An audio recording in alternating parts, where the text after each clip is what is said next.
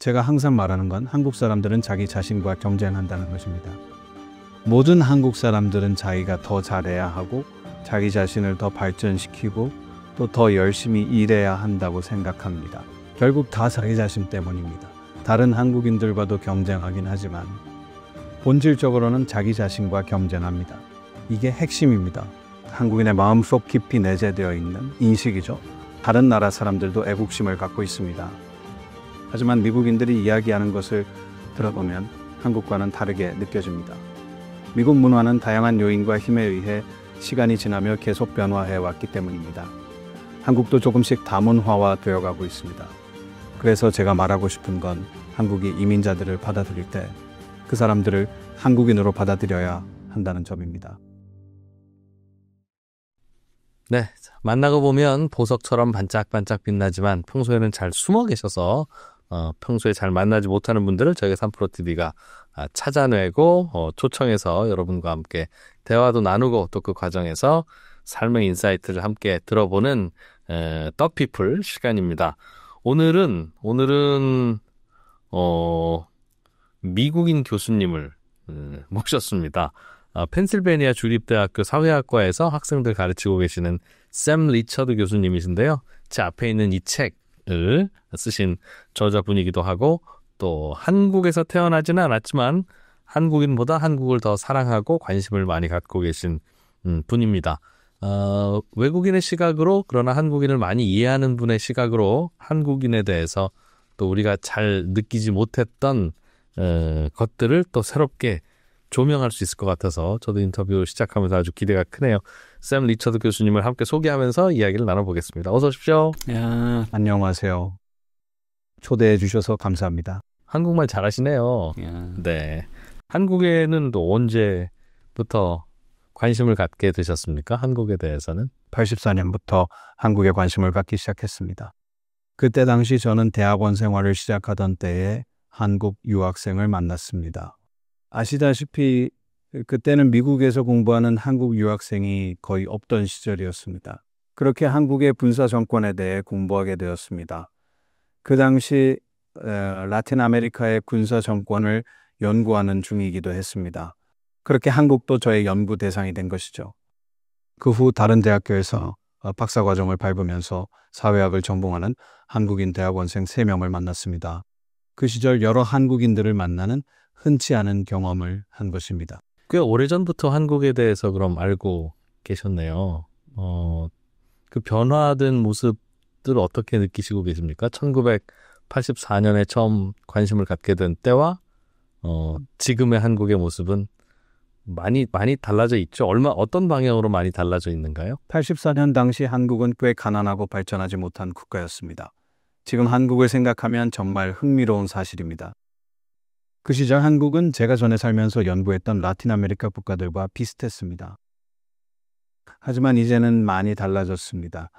한국에서는 민주화가 일어나고 경제 발전도 이룩하는 등 많이 발전했습니다. 저는 비록 한국을 주제로 정식적인 학술 연구를 해본 적은 없습니다만 한국에서 벌어지는 일들을 보면 흥미로운 연구 사례가 될 것 같아서 항상 한국에 관심을 두었습니다. 제 연구 분야인 라틴 아메리카, 중동, 아프리카 국가들과 한국을 비교하고 대조하는 과정이 참 흥미로웠습니다. 그래서 저는 한국을 계속 주시했습니다. 한국에 관한 정보가 있으면 언제나 찾아서 읽었고 확인하려 했습니다. 공부하고 주목했습니다. 제 강의에 한국에 대한 내용을 포함시킨 건 2000년대 초반쯤이었을 것입니다. 강의에서 한국이 거쳐온 과정들, 특히 기술 변화나 문화적 변화에 대해서 이야기했습니다. 한국은 저에게 참 매력적인 나라입니다. 한국에 대해서 모르는 사람에게 한국에 대해서 몇 가지 특징을 얘기해 줄게. 이 나라는 이런 나라야. 이 나라 사람들은 이런 사람들이야. 라고 설명을 해 주신다면 다른 나라들에 비해서 한국은 어떤 특징을 갖고 있다고 생각하세요? 만약 40년 전으로 돌아갈 수 있다면 한국 군사 정권의 특징 내지 독특한 모습에 대해 얘기할 것 같습니다.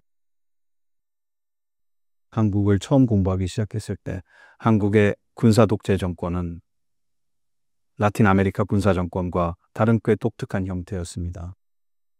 제가 주목했던 점은 한국이 다른 세계와 단절되어 있는 반도에 위치해 있었다는 점입니다. 그래서 한국만의 고유한 문화가 형성되었고 민주주의를 쟁취하고 경제 발전을 이룩하기까지 그 모든 과정이 한국만의 방식으로 이루어졌습니다. 저는 멀리 미국에 있었지만 그래도 그걸 알 수 있었고 느낄 수 있었습니다. 그래서 한국에 대해 이야기할 기회가 있을 때마다 그런 이야기를 했습니다. 제가 얘기하는 한국 고유의 특징, 일명 한국다움은 지금 현재에도 살아 있습니다. 그래서 한국만의 고유한 특징을 설명드리기 위해 거론할 특징들은 사실 전 세계 인간 사회에서 흔히 존재하는 것이라 할 수 있습니다.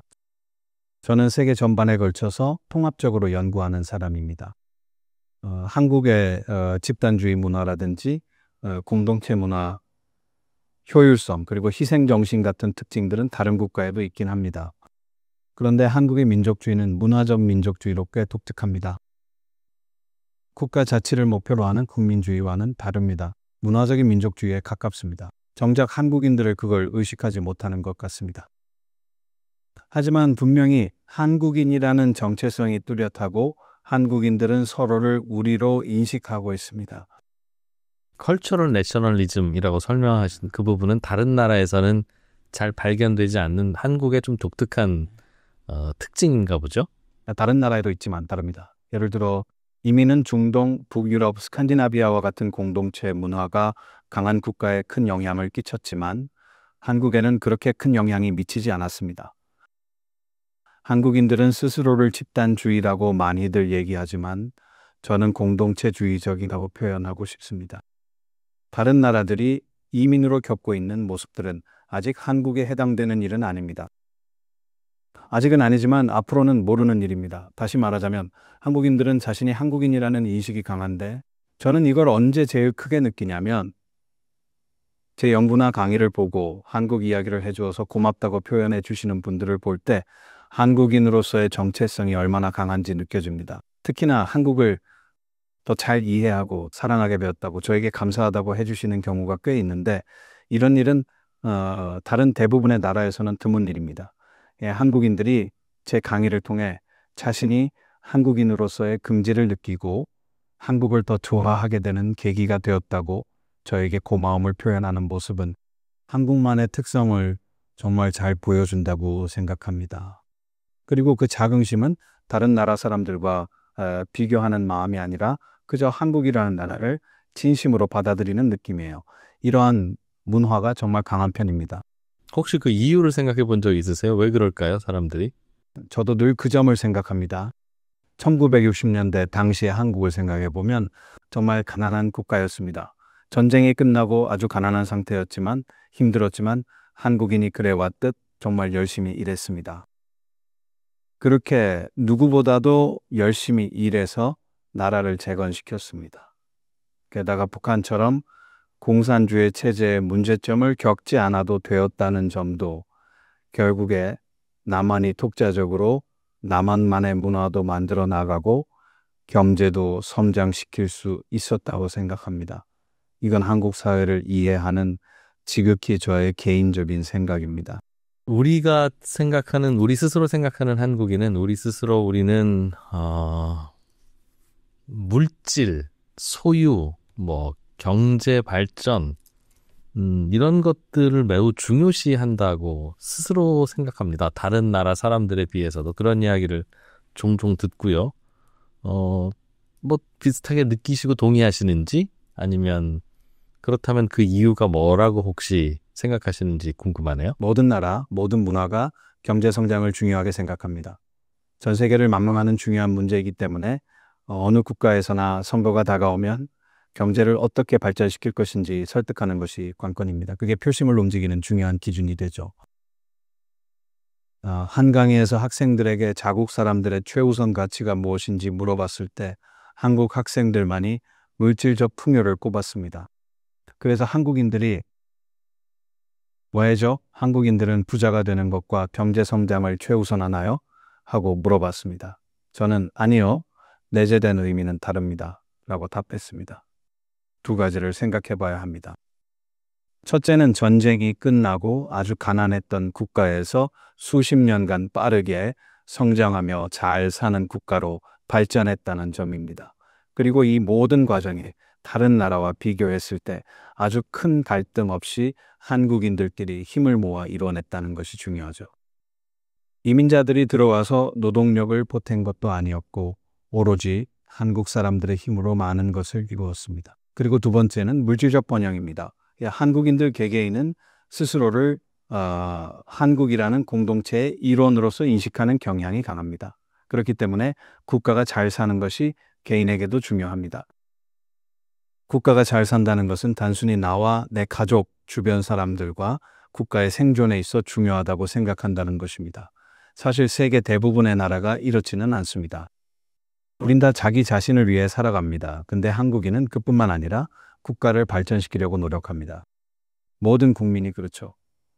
다른 국가들에서도 나타나지만 한국은 훨씬 강하고 고유한 방식으로 나타납니다. 대답이 되었을까요?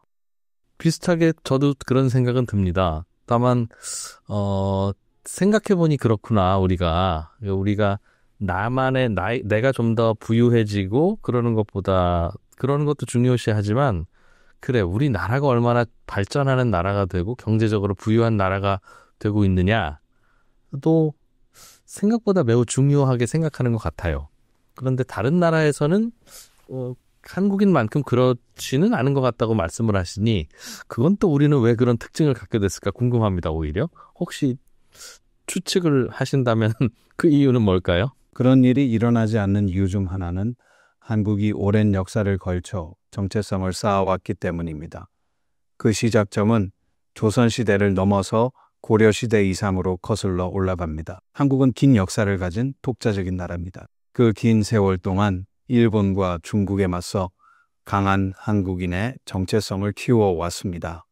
하지만 그래도 반도에 위치해 있기 때문에 더 다양하고 수많은 국가로부터 끊임없이 점령당하지는 않았습니다. 한국 사람들만이 쓰는 고유한 언어도 있습니다. 한국어를 배우려는 사람들이 늘면서 달라지고 있긴 합니다. 독자적인 언어, 고유한 문화 이것들을 함께 향유하면서 한국인으로서의 정체성이 형성됩니다. 북유럽은 각 국가별 정체성이 있다고 할 수 있지만 중동은 국가들이 비교적 신생이라 아직 그런 경향은 적습니다. 북아프리카 국가들도 잘 모르겠습니다. 어떤 공동체주의적인 국가들도 한국과 같진 않습니다. 스칸디나비아 국가들은 자신들만의 고유함이 있었습니다. 하지만 그것은 넓은 땅의 인구는 적은 곳입니다. 이제는 많은 이민자가 들어오면서 그 고유한 특징이 흐려지고 있습니다.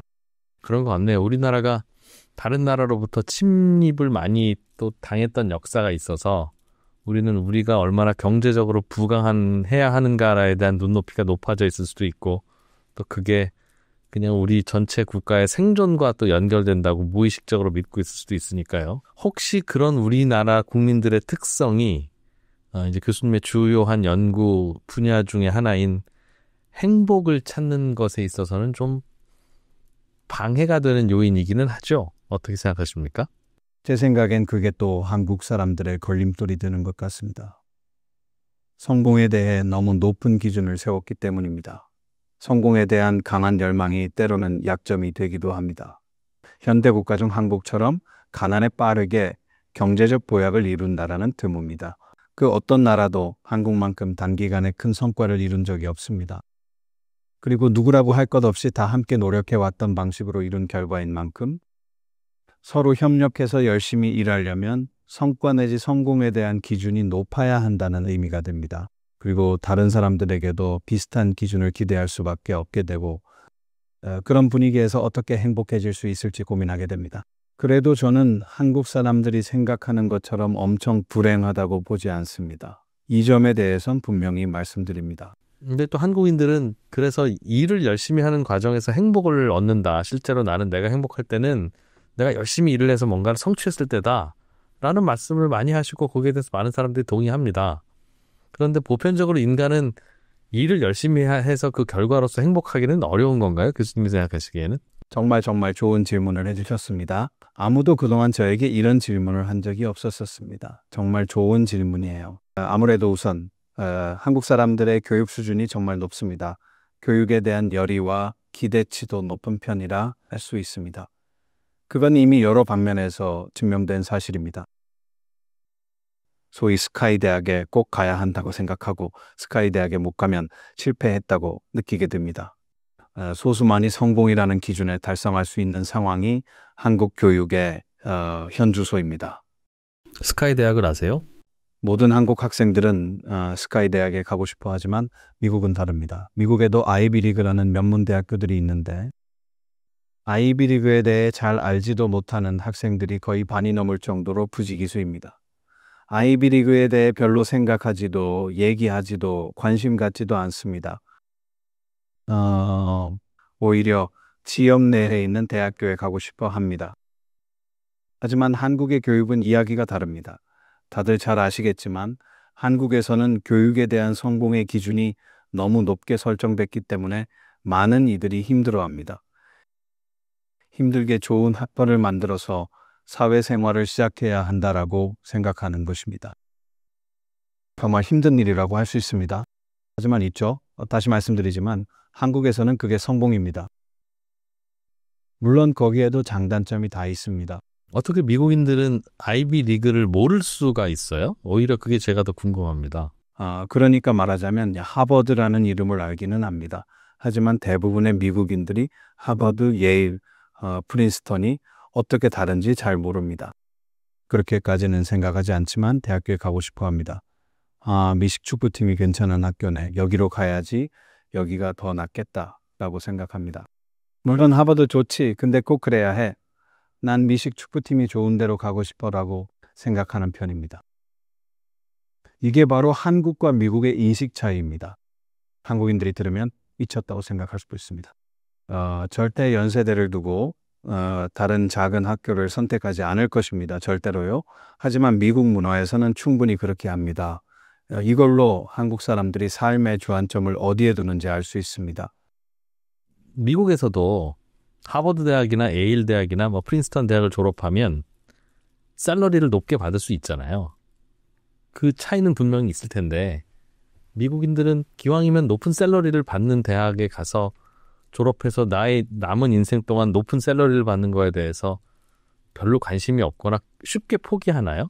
저는 오히려 거기에 집착하는 한국인들이 이해가 오히려 되는데 많은 외국인들이 사실은 왜 이렇게 한국인들은 그런 거에 집착하는지 모르겠다고 하는 게 오히려 저는 더 이상해서 설명을 좀 듣고 싶어요. 왜 그래요? 아무도 그렇게 생각하지 않습니다. 말하자면 이런 것입니다. 아무리 많은 사람들이 명문대만을 갈 필요 없다고 생각하고 있는 게 사실이어도 어떤 사람들은 그렇게 생각할 수 있는지 믿기 힘들어합니다. 꼭 명문 학교에 가려고 힘들게 애써야 하나? 라는 의문조차 떠올리기 힘들어합니다. 이 자체부터 한국과 미국의 큰 차이점을 방증하는 것입니다. 한국 사람들은 이런 부분을 이해하고 납득하기 어려워합니다.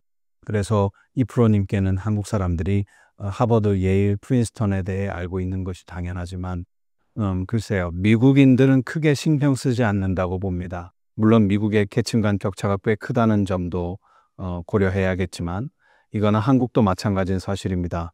이런 양극화는 계속해서 더 심각해지고 있는 문제로 꼽히고 있죠. 오케이. 그럼 일반적으로 어떤 사회는 말씀하신 대로 그 계층화되어 있어서 내가 이룰 수 있는 정도도 대충 정해져 있고 또 거기에서 살면서 만족해하고 그러는 사회가 있고 클래시파이드 된 사회라고 표현하셨는데 또 한국 같은 사회는 아직은 그렇지는 않아서 내가 이룰 수 있는 정도가 매우 높고 그렇다 보니 노력을 해야 하는 정도도 매우 높고 그러다 보니 하드워킹을 할 수밖에 없는 이런 두 가지 형태의 사회가 있는 것 같은데 어떤 사회에서 사람들은 더 행복감을 느낄까요? 거기에 대해서는 교수님은 어떻게 생각하세요? 사회에서 성공했다고 인식되려면 상위에 들어야 합니다. 하지만 모두가 다 제한된 그 위치에 오를 수는 없다는 게 문제입니다. 그래서 한국 사회를 보면 다들 열심히 일합니다. 모두라고 하면 안 되겠군요. 한국의 모든 고등학생이 한 명도 빠짐없이 학원에 다니는 것은 아니고 모든 학생이 9살이나 10살부터 학원을 다니기 시작하는 것도 아닙니다. 하지만 학원비를 낼 수 있는 한 대부분이 그렇습니다. 대부분이 열심히 살아갑니다. 여기서 문제가 되는 부분은 모든 학생이 명문대에 갈 수 없고 모두가 대기업에 취직할 수 없다는 데에서 발생합니다. 그건 어떻게 보면 낙오하게 되는 것입니다. 이렇게 성공과 낙오를 가르는 경쟁은 어린 시기부터 시작되기 때문에 자연스럽게 불안감이나 불행도 따라오는 것 같습니다. 그런 일련의 과정을 겪다가 어느 순간 자신을 실패자라고 여기고 불행해지는 것입니다. 우리가 살아내는 삶인 만큼 자신이 실패자가 되었다는 생각을 버려야 합니다. 미국에서는 명문대에 가는 것을 행복해지기 위한 유일하고 필수적인 길이라고 생각하지 않습니다. 그렇기 때문에 유수의 대학에 진학하지 못한다 해도 실패자라고 느끼지 않습니다. 그런 게 중요하다고 생각하지 않는다면 실패할 수 없고 자연스럽게 무엇을 하든지 행복해지기 훨씬 쉬운 것입니다. 근데 우리나라도 조금씩은 교수님이 말씀하신 대로 미국에서는 안 그런데 라고 하는 쪽으로 변하고 있기는 하는 것 같습니다. 그러니까 꼭 훌륭한 직업, 꼭 좋은 대학에 들어가는 게 인생을 보장해 주지도 않고 또 다른 것에서 행복을 느끼는 사람들도 좀 생겨나고 있는 것 같긴 하고요. 여쭙고 싶은 건 한국처럼 이렇게 가파르게 경제 성장을 하는 나라들에서 일시적으로 나타나는 현상이 그런 것인지 우리 같이 학력에 대한 혹은 취업에 대한 강박을 갖는 게 예전에 미국도 혹시 그랬다가 지금은 안 그런 건 아닌지 아니면 이 자체가 그냥 한국인의 이른바 종특 내지는 국민성이라고 봐야 되는 건지 그게 좀 궁금합니다. 제가 쓴 책을 통해서 이 부분에 대해 간접적으로 이야기한 적이 있습니다. 이 책의 중심 주제는 아니지만 행복이나 자기 이해, 세상에서 자신의 역할이 무엇인지에 대한 여러 이야기를 썼습니다. 그리고 그 맥락에서 경제 성장도 얘기했었죠. 한국은 작은 나라긴 하지만 분명한 세계 강국 중 하나입니다. 작년 한 조사에서 발표된 바에 따르면 한국은 강대국 순위 9위에 선정됐습니다. 이 점은 분명히 큰 힘을 갖고 있다는 뜻이고 이렇게 나라가 국제 무대에서 큰 영향력과 힘을 가지고 있다면 자연스럽게 그 나라에 사는 사람들의 삶에도 긍정적인 영향이 미치게 될 수밖에 없습니다. 이는 한류가 세계적으로 보여주는 현상이기도 합니다. 한류 덕분에 문화적인 후광 효과가 생긴 만큼 많은 사람들이 한국에 대해 많은 기대를 하는 중입니다. 자연스레 한국인도 그렇게 됩니다. 정말 흥미로운 일입니다. 저는 근데 다음에 이제 그 부분에 대해서 교수님의 이제 생각을 여쭙는 건데 이런 한국인의 특성이 한국처럼 가파른 경제 성장을 해온 나라들에게 있어서 나타나는 일시적인 현상으로 보시는지 아니면 그 자체가 그냥 한국인의 특성으로 우리를 이해를 해야 되는지 그런 뜻입니다. 저는 이 특성이 계속 이어질 거라 생각합니다. 쉽게 사라지지 않을 것이고 앞으로도 계속될 것 같습니다. 게다가 한국 사람들은 말이죠. 뭐랄까요. 한국에 애정을 갖고 있는 사람은 이러한 문화적 측면도 인정하고 이해합니다. 그리고 한국인들은 열심히 일하는 자세를 잃지 않을 것이라고 생각합니다. 책에서도 기술했지만 한국 사회는 개개인에게 요구하는 것이 많은 사회라는 점을 다소 우려스럽게 생각하고 있습니다. 한국인들이 조금은 여유롭게 사는 게 좋을 것 같습니다. 하지만 사실 그렇게 하기가 쉽지 않은 게 현실입니다. 이제는 세계 무대에서 경쟁해야 하다 보니 경쟁이 더욱 치열해지고 있고 그에 따라 더 열심히 일해야 하는 것도 사실입니다. 외부에서도 한국에 여러 가지 요구를 합니다. 사람들이 한국 문화를 좋아하고 관심을 갖는 이유는 이 특유의 삶의 방식, 고유한 한국다움 때문입니다. 이런 문화적인 수요를 맞추는 것도 당연히 많은 노력이 들어갈 수밖에 없는 구조입니다. 사실 모든 일이 그렇기도 하죠. 근데 제 생각에는 미국도 한때는 한국과 비슷한 위치에 개발도상국인 적이 있었고 그때 지금도 미국인들은 유럽인에 비해서는 매우 열심히 일합니다만 그때는 더욱더 목표 지향적이고 열심히 일했을 거 아니겠어요.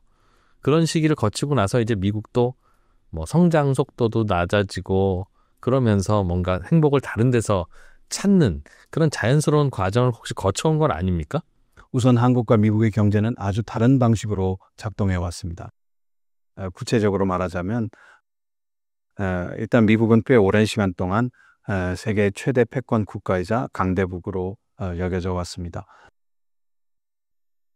미국은 전 세계에서 이민자들을 받아들여 형성된 거대한 국가입니다. 이민자는 크게 두 가지 유형의 사람들을 받았습니다. 첫 번째는 40여 년 동안 H-1B라는 비자를 통해 유입된 고학력의 고도의 기술과 지식을 가진 이민자들을 받았습니다. 이렇게 유입된 자본과 다양한 문화를 바탕으로 미국은 끊임없이 변화하며 지속적인 발전을 이어가고 있습니다. 하지만 한국은 스스로 발전을 이루어냈습니다. 미국처럼 전 세계에서 최고의 인재를 모아 나라를 만들어 나가자고 한 것이 아닙니다. 이런 면에서 문화가 많이 다릅니다. 미국은 다양한 문화가 공존하는 사회에 적응해 왔습니다. 미국은 전 세계의 다양한 문화와 사람들이 한데 모인 다문화 국가입니다. 미합중국이라는 이름 그대로 세계 각지에서 온 다양한 개성과 능력을 가진 사람들이 함께 만들어낸 나라이죠. 하지만 한국은 그렇지 않았기 때문에 좀 더 치열하고 열심히 성과를 내야 했다고 할 수 있습니다. 한국 사회가 겪어온 역사는 미국이나 유럽과는 상당히 다릅니다. 이민자들로 모여져 있는 그 멜팅팟의 나라가 아니라 단일 민족으로 이루어져 있는 그 독특한 뭐 세계적으로는 그런 사례가 많지는 않습니다만 그런 나라라고 하는 게 우리나라가 좀 더 치열하고 좀 더 경쟁적인 거와 무슨 관계가 있어요? 한국이 가진 동질성은 그 의미가 큽니다. 모두가 공감하는 문화적, 사회적 합의가 있고 같은 언어를 씁니다. 각기 다른 문화의 특징이 서로 부딪혀서 갈등이 일어나지 않습니다. 예를 들어서 한국은 문화 강대국입니다. 세계에서 인기를 끄는 여러 문화적인 상품들을 만들어내죠. 그것이 음악이든 영화든 TV 프로그램이든 화장품이든 옷 스타일이든 모든 것이 한국스럽습니다.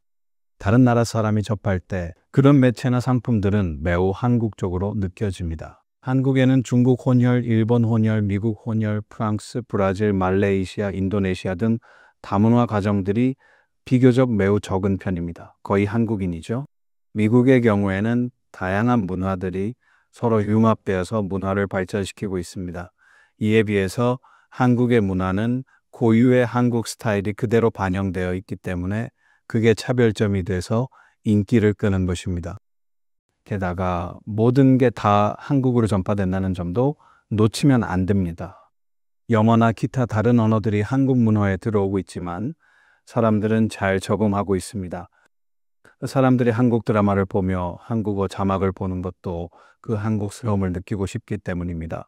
K-팝도 그렇습니다. 한국어 가사가 있는 한국 음악도 인기가 많습니다. 이렇게 지극히 한국적인 것이 세계인에게 매력적으로 다가갑니다. 대부분의 한국인이 경쟁력을 갖기 위해 그런 걸까요?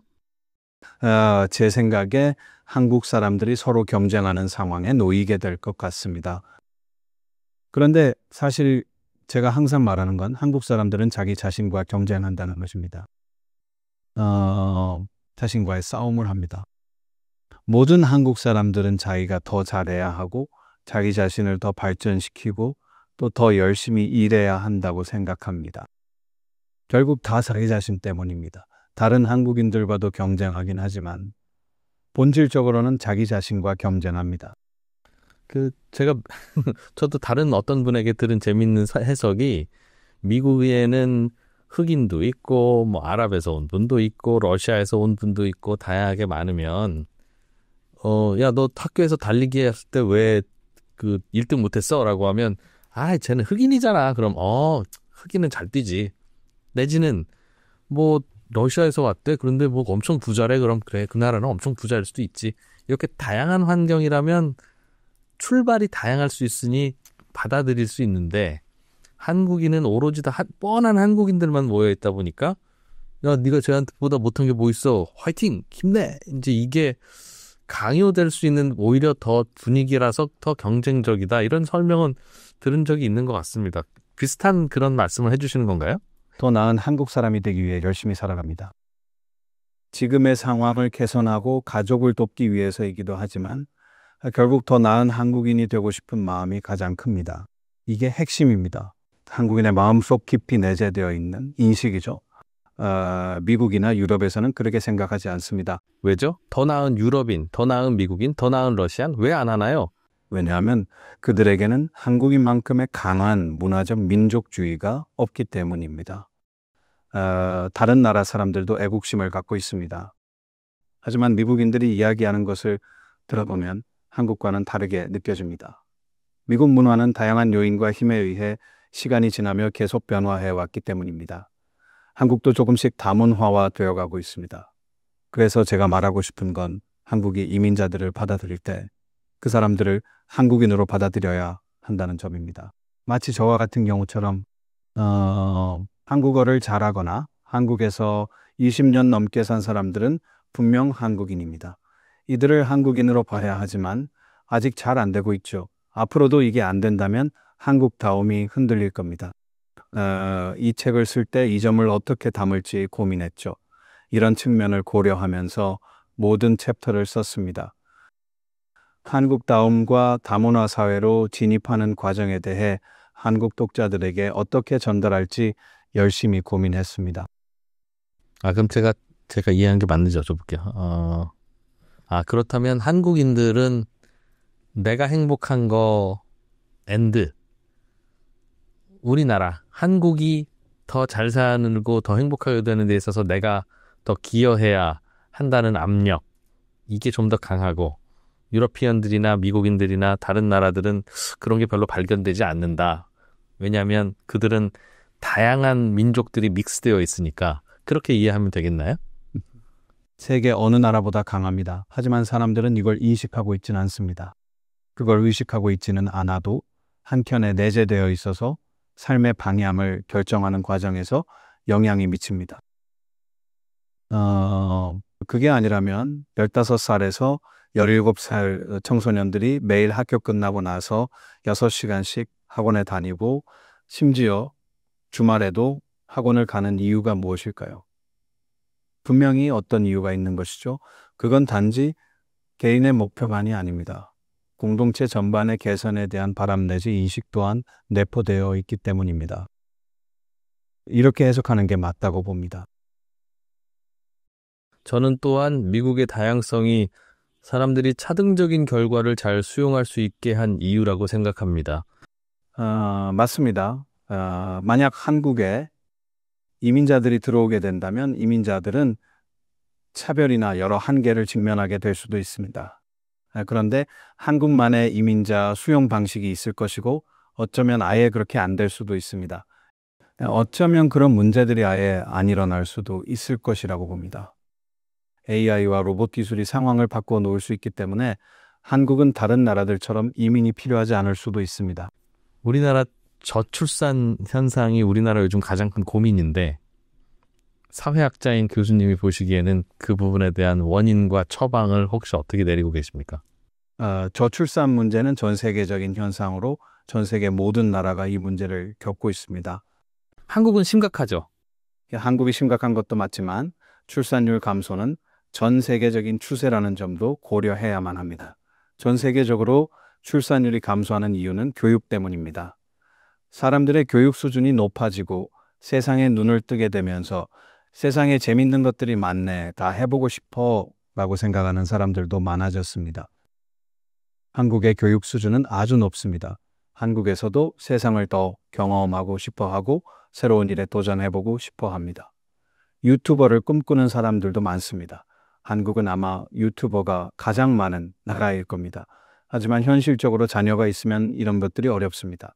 게다가 한국은 생활비도 비싸죠. 여러 요소들이 작용하겠지만 사실 근본적인 이유는 성공입니다. 그 말은 우리의 삶에 대한 눈높이가 높아져 있기 때문이다. 과도하게. 그런 의미인가요? 정확합니다. 삶에 대한 기대가 엄청나게 높다고 생각해요. 높군요. 물론 좋은 현상입니다.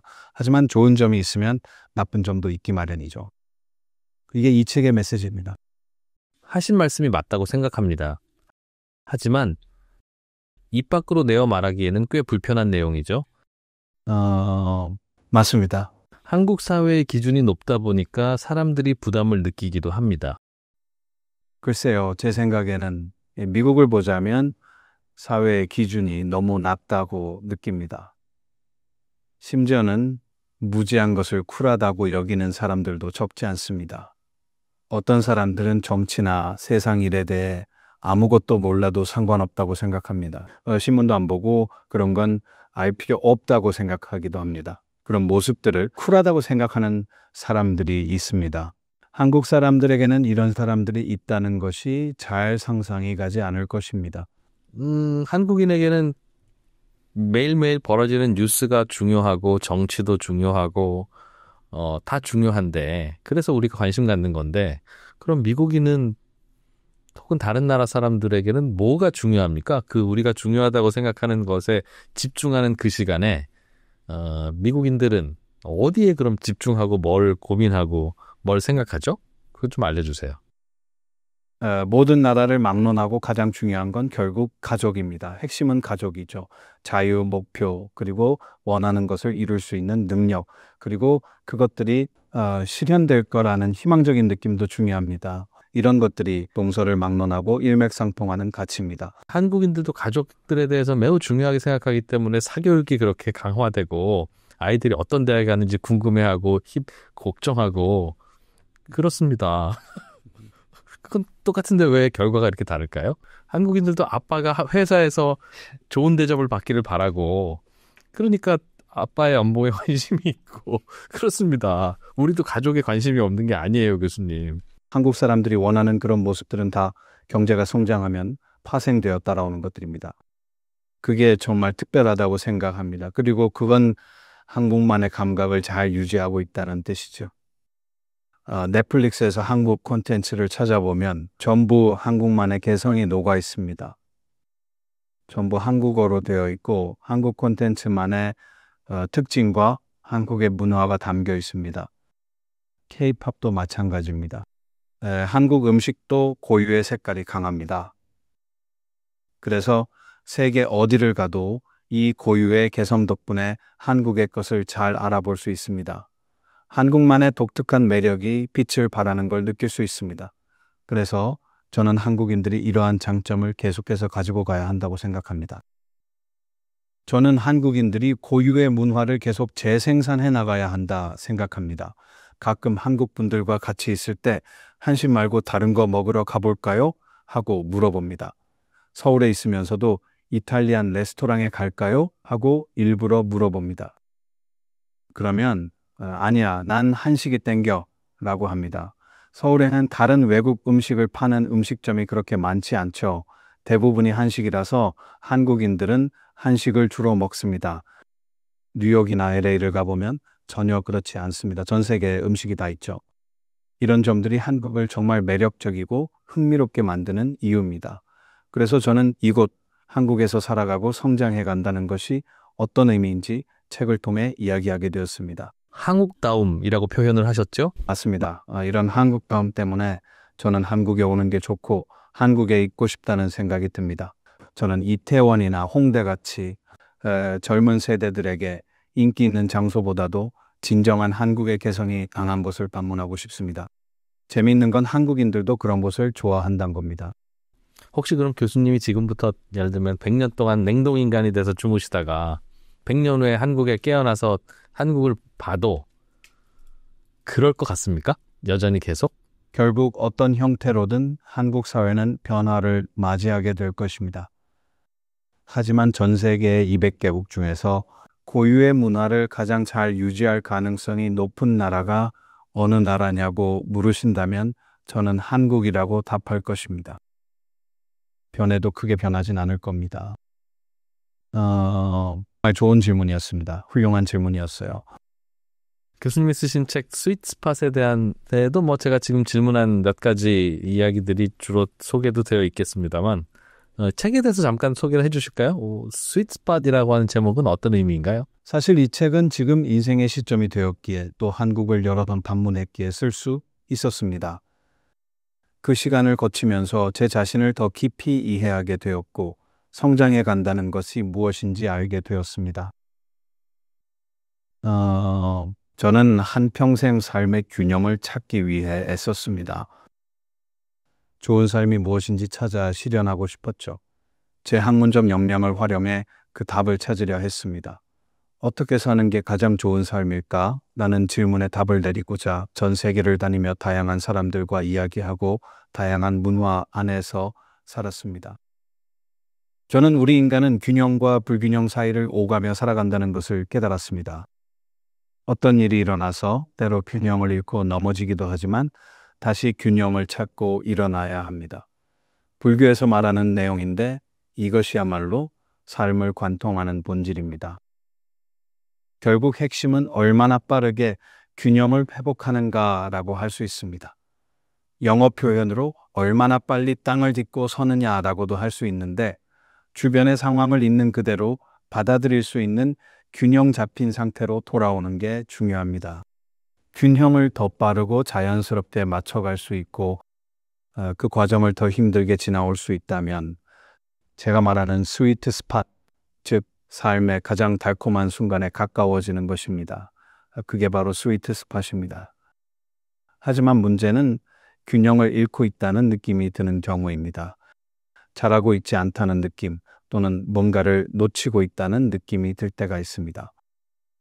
잘해보려고 아둥바둥 애쓰지만 기대한 대로 흘러가지 않을 때는 정말 힘든 시기가 될 것입니다. 크게 낙담할 수도 있습니다. 그래서 우리 모두는 인생에서 이런 일을 피할 수 없다는 걸 배우고 자신을 불안하게 만드는 게 뭔지 찾아내야 합니다. 그리고 그 균형을 빨리 회복할 수 있는 내면의 공간 내지 사고 회로를 찾는 것이 중요합니다. 이런 일이 일어났구나. 예상 못했지만 일어난 걸 어쩌겠어 라고 생각하고서 빨리 해결해야겠다고 생각하면 됩니다. 그래야 균형을 더 빨리 회복할 수 있습니다. 이런 식으로 더 빨리 회복할 수 있는 마음속 공간을 저는 스위트 스팟이라고 부릅니다. 교수님 삶에서도 직접 그렇게 실천하고 계세요, 스스로도? 아이고야. 저는 물론 저도 어떤 일 때문에 좌절감을 느끼기도 합니다. 하지만 아주 빠르게 회복해서 그래 이게 이제 내 새로운 일상이지 라고 감정을 추스를 수 있는 지점에 온 것 같습니다. 어떤 일이 벌어졌든 그건 이미 일어난 일이고 현실입니다. 그걸 받아들이고 균형을 회복합니다. 그리고 말이죠. 이 책에도 담겨 있지만 삶에는 여러 요소들이 있습니다. 책에서 자세히 다루기도 했습니다만 우리의 삶에는 호기심, 자신감, 리더십, 인간관계, 자기 이해 같은 다양한 요소들이 있습니다. 모든 요소가 함께 결부되어 삶을 작동시킵니다. 이런 삶의 모든 요소들을 활용해서 다시 균형을 찾을 수 있어야 합니다. 그렇게 스위트 스팟에 도달하는 것이죠. 이 책은 저의 이야기와 제가 겪어온 과정들에 대한 내용입니다. 한국 독자들을 염두에 두고 썼죠. 다른 독자층은 전혀 생각하지 않았습니다. 이번 인터뷰에서 이야기한 모든 것들이 제가 책을 쓰는 기간 동안 내내 제 머릿속에 있었습니다. 한국인 특유의 사고방식과 삶의 방식을 생각해야 했기 때문입니다. 그래서 이 책은 철저하게 한국 독자들에게 초점을 맞췄습니다. 혹시 그 스윗 스팟을 좀 더 잘 찾을 수 있는 요령, 방법 이런 것도 있나요? 해보시니까? 가장 중요한 건 결국 자신을 아는 것이라고 생각합니다. 그런데 대부분의 사람들은 자신을 잘 모르죠. 일하느라 바빠서 스스로를 돌아볼 시간이 없기 때문입니다. 특히나 한국인들은 더 바쁘게 살아가고 있고 계속 뭔가를 해내려 애쓰고 있습니다. 자신을 안다는 건 정말 많은 시간이 필요한 일입니다. 그건 결국 자기 자신과 끊임없이 얘기해야 한다는 뜻이죠. 그런데 자기 자신과 대화한다는 게 그렇게 간단하지 않습니다. 특별한 방식으로 대화해야 하기 때문이죠. 보통은 시간 좀 내서 일기라도 써볼까라고 생각합니다. 물론 많은 사람들이 일기를 쓰긴 하지만 대부분은 그냥 그날 있었던 일을 적는데 그칩니다. 중요한 건 그 안에서 자기 내면을 깊이 들여다보는 것이고 진지하게 어떻게 살아야 잘 사는 건지 탐색해야 합니다. 내가 어떤 사람인지 아는 게 굉장히 중요하군요. 우리 주변엔 정말 중요한 질문을 던져주는 사람들이 있습니다. 그 사람들은 우리가 한 번도 받아본 적 없는 질문을 해주고 그 질문 덕분에 우리는 내 안에 있었지만 몰랐던 무언가를 발견하게 됩니다. 하지만 그런 사람들, 그런 질문이 없다면 우리는 우리 자신의 내면을 결코 돌아보지 못한 채 살아가게 될 것입니다. 예를 들어 직업을 바꿔야 할까 말아야 할까라고 고민되는 순간이 있습니다. 이러한 질문에 답하기 위해서는 충분한 자기 이해가 전제되어야 합니다. 그렇지 않으면 직장을 옮겨도 의미가 없을 것이죠. 더 행복해질 수도 없고 자신에 대해 잘 알게 되지도 못할 것입니다. 그래서 우리가 평소에 하는 생각보다 훨씬 깊은 수준의 자기 이해를 하는 것이 매우 중요합니다. 되게 중요한 지적인 것 같은데, 나 자신에 대해서 알아야 행복할 수도 있고 스위트스팟도 찾을 수 있고 어떤 결정을 내릴 때 있어서도 갈등이 심하지 않을 수 있다는데 동의합니다. 그런데 우리는 우리가 어떤 사람인지 스스로에 대해서 이해하는 것, understanding myself라는 것 자체를 안 해봐서 잘 모르기도 하는 것 같아요.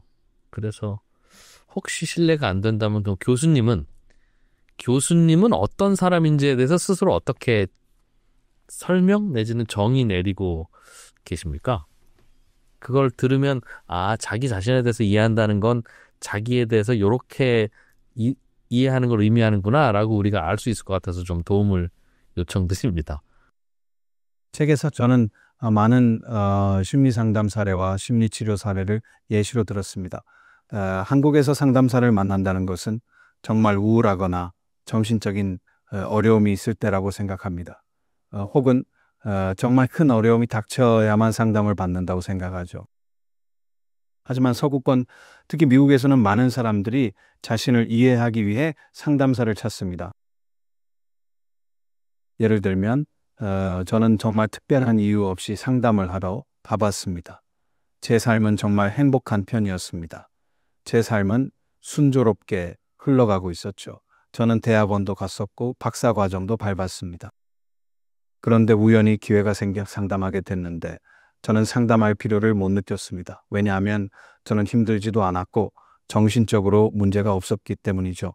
그런데 상담사분께서 제 어린 시절에 대해 질문을 하셨습니다. 예를 들면 5살이었을 때 가장 행복했다고 느낀 순간이 언제였나요? 언제 처음 미국을 떠나서 해외를 방문해 봤나요? 그때 가서 어떤 경험을 했고 무엇을 보았는지 말씀해 주실 수 있나요? 당신이 새로운 시각을 갖게 된 계기는 무엇인가요? 와 같은 여러 다양한 질문들을 했습니다. 왜 힘들어하는지 묻기보다는 당신에 대해 정말 알고 싶다는 질문들이었습니다. 저는 사실 남자로서 제 자신에 대해 10분 이상 자세히 이야기해 본 적이 없었습니다. 그런데 그날 45분간의 상담 시간 동안 제 자신에 대한 질문에만 대답해야 했습니다. 그 시간 동안 제 자신에 대해 더 많이 알게 되었죠. 45분이 끝났을 때 그분이 다시 오고 싶으신가요? 라고 물으셨습니다. 그래서 제가 계속해서 저에 대해 질문할 건가요? 라고 물었더니 상담사분께서 네 라고 하셨습니다. 그래서 저는 좋아요, 다시 올게요 라고 답했죠. 질문들은 정신질환에 관한 게 아니었고 그냥 제 자신에 대한 것들이었습니다. 그래서 약 1년 동안 상담을 통해서 제 자신을 깊이 이해할 수 있었습니다. 그걸 바탕으로 진정한 인간관계를 형성해 나갔습니다. 그 이후로 스스로에게 이런 질문을 던지기 시작했습니다. 예를 들어 지금 하는 일을 바꿔야 할까? 아니면 다른 길을 찾아야 할까? 와 같은 질문을 스스로에게 했습니다. 그때 이미 저는 제 자신이 누구인지 잘 알고 있었기 때문에 스스로에게 이런 질문을 할 수 있었습니다. 그래서 저는 오늘 여기서 꼭 말씀드리고 싶습니다. 책에서도 이야기했지만 자신을 알고 소통하는 것이 정말 중요하다는 것을 말씀드리고 싶습니다. 우리는 종종 친구랑 커피를 마시러 갑니다. 하지만 내 내면에 대해서 계속해서 질문하며 나를 돌아볼 수 있게 질문하는 친구를 가진 사람은 많이 없습니다. 상담을 하는 30분 동안 얘기를 하면 항상 기분이 좋아집니다. 정말 좋아지죠. 그런데 많은 사람들이 그런 경험을 해본 적이 없습니다. 더구나 한국에서는 이런 것들에 대한 오해가 있어서 안타깝습니다. 질문을 많이 해주는 친구에 대해 부정적인 시각은 없습니다. 좋은 일이기 때문입니다. 이 자체가 어떻게 보면 돈을 낼 가치가 있는 일인 것이죠. 상담사가 해주는 질문을 통해서 내가 깊이 있게 이야기할 수 있도록 돈을 주는 것과 같습니다. 혼자 하기는 어렵습니다. 거울 앞에 앉아서 혼자 이야기할 수야 있겠지만 저는 그렇게 하고 싶지 않습니다. 당장 저도 친한 친구에게 그런 심리 서비스를 좀 제공하고 싶네요. 그 자기 자신을 이해하는 데 있어서 그러면 가장 효과적인, 효율적인, 좋은 질문은 뭘까요? 조금 전에 해주신 말씀 중에는 너는 언제 행복해? 너는 언제 즐거워? 이런 질문도 매우 유효할 것 같긴 합니다. 그 밖에 좀 어떤 질문을 나에게 던질 때 내가 어떤 사람인지를 스스로 잘 이해할 수 있는 좋은 질문이 될지 그걸 좀 알려주십시오. 그럼. 저는 직접적인 질문을 해야지 답을 얻을 수 있다고 생각하지 않습니다. 뭐랄까요? 예를 들어 보겠습니다. 무엇이 당신을 가장 행복하게 하나요? 가장 슬픈 순간은 언제인가요? 같은 질문일 필요는 없습니다. 깨달음을 얻는 질문은 그런 직접적인 질문이 아닐 때가 많습니다. 물론 그런 질문이 통할 때도 있지만 대부분은 스스로 깨닫게 되는 것 같습니다. 스스로 알아차리는 것이죠. 그냥 떠오르는 자신의 생각을 말로 표현하고 다른 사람에게 전하는 과정 자체가 의미 있습니다. 물론 이 내용이 책의 전부는 아닙니다. 책에서는 우리 삶에서 균형을 찾기 위해 적용할 수 있는 더 다양한 방법들에 대해서 다루었습니다. 자신을 이해하는 여러 방법 중 하나를 이야기 드린 것입니다. 책에 대한 질문입니다. 보통 책을 쓰시고 나면 이런 사람들을 위해서 썼습니다라는 말들을 저자가 종종 하는데 교수님께도 비슷한 질문을 드려보죠. 어떤 분들에게 읽히고 싶은지 1번, 그리고 어떤 분들은 굳이 읽을 필요가 없거나 아니면 읽어서는 안 되는지. 이 책은 자기 자신을 더 잘 이해하고 싶은 사람, 그리고 자기 이해를 통해서 좀 더 균형 잡힌 삶을 살고 싶은 모든 사람들을 위한 책이라고 볼 수 있습니다. 스위트 스팟은 사람들이 겪는 스스로에 대한 모순과 어려움을 어떻게 풀어가며 더 큰 균형에 다가갈지에 대해 이야기하는 책입니다. 어떤 질문을 해야 하는지를 알려주죠. 그런 과정에 도움이 될 수 있는 다양한 방법들도 소개하고 있습니다. 또 한국 사람들이 많이 공감하고 적용할 수 있을 만한 개인적인 이야기들도 있습니다. 특히 이 책은 30대에서 60대 사이에 있는 분께 더 와닿을 책이라고 생각합니다. 내 삶의 다음 단계 혹은 곧 펼쳐질 인생의 새로운 장에 대해 고민하고 계시는 모든 분들께 적합합니다. 스위트 스팟을 더 단단하게 만들어가는데 늦은 때란 없습니다. 그리고 저는 고등학생들이나 대학생들에게도 이 책이 도움이 될 수도 있다고 생각합니다. 물론 어린 학생들에게는 조금 다르게 느껴질 것입니다. 이 책에서 말하는 많은 내용은 어느 정도의 삶의 경험이 있을 때 더 깊이 공감할 수 있는 부분들 있기 때문입니다. 교수님은 사회학과 교수님이고 책도 쓰시고 강의도 하시고 하는 직업을 갖고 계신데 혹시 이 직업이 아니었으면 교수님은 나는 어떤 직업을 했으면 비슷하게 행복했거나 좀 더 행복했을 것이다 라고 생각하셔 본 적이 있습니까? 그리고 이 질문이 혹시 Understanding Myself를 위해서도 꽤 유효한 질문인가요? 41년 동안 강단에 있었습니다. 제가 학생을 가르친 지 15년쯤이 되었을 때 제 인생에 있어서 꽤 힘들었던 시기를 보내고 있었습니다. 겉으로 보기에 성공한 교수였다고 할 수 있지만 계속 이대로 교수를 하면 안 되겠다는 생각이 들었습니다. 다른 걸 해야 하나 했죠. 그런데 저를 괴롭히는 게 무엇인지 정확히 알 수가 없었습니다. 그래서 어느 날 불현듯 불교 사찰을 찾아갔습니다. 절에서 꽤 시간을 보내고 있었는데 어쩐지 명상을 하면 새로운 답을 찾을 수 있을 것 같은 느낌이 들었습니다. 그리고 마지막 날 저는 로시 스님과 얘기했습니다. 로시? 네, 그 사찰의 주지 스님입니다. 그때 제 고민을 로시 스님께 털어놓았습니다. 그랬더니 학생들한테 배워야 한다고 말씀하셨습니다. 학생들에게서 배우는 법을 알아가야 한다고 말이죠. 그게 제 문제였죠. 저는 학생들도 어떤 식으로 저에게 가르침을 준다는 것을 깨달았습니다. 그렇게 제가 다시 학생들을 가르치기 시작했습니다. 저도 가르치는 사람이지만 학생들도 나름대로 누군가를 가르치는 사람이었던 거죠. 이 깨달음이 제 삶을 완전히 바꿨습니다. 단순히 가르치기만 하는 것이 아니라 배움에 열린 사람으로 만들었습니다. 그 경험 이후로 다른 직업들은 저에게 의미가 있을 것처럼 느껴지지 않았고 눈에 들어오지 않았습니다. 젊은 시절에 저는 락 뮤지션이었어요. 저는 다양한 모습의 사람이었죠. 요즘은 사람들과 대화하고 전 세계를 돌아다니며 그 사람들로부터 배우는 것을 정말 즐깁니다. 학생들한테 뭘 배우세요? 가르치는 과정에서? 저는 학생들에게서 세상에는 정말 다양한 삶의 방식과 다양한 생각이 있다는 걸 느꼈습니다. 한 사람이 수천 가지의 삶을 살 수 있고 우리 모두가 너무나도 다르다는 것을 알게 되었습니다. 그래서 우리는 우리에게 주어진 삶이나 우리가 선택한 삶의 결과에 대해서 잘 받아들여야 합니다. 우리는 결국 우리 자신이기 때문에 각자의 본질은 잘 변하지 않습니다. 사람들이 직업이나 배우자, 사는 곳을 바꾸겠지만 자기 자신의 모습은 변하지 않을 겁니다. 무엇을 바꾸어도 여전히 자기 자신은 똑같으니까요. 저는 그동안 많은 것을 배웠고 덕분에 제 자신을 더 편하게 받아들이고 있습니다. 그게 바로 이 책의 핵심이자 제가 학생들에게 배운 모든 내용이라고 할 수 있습니다. 네, 여러분 어떻게 들으셨습니까? 많은 사람들이 서로 생각이 다르기 때문에 생각이 다른 사람들과 대화를 하고 인터뷰를 하면서 우리는 많은 것을 배웁니다만 이렇게 또 배경이 다르고 또 국적이 다른 분에게 우리에 대한 질문을 하면 좀 더 다른 또 답을 들을 수 있고 또 거기에 대해서 우리는 또 한 단계 우리에 대해서 좀 더 잘 알고 배울 수 있는 시간이 됐던 것 같습니다.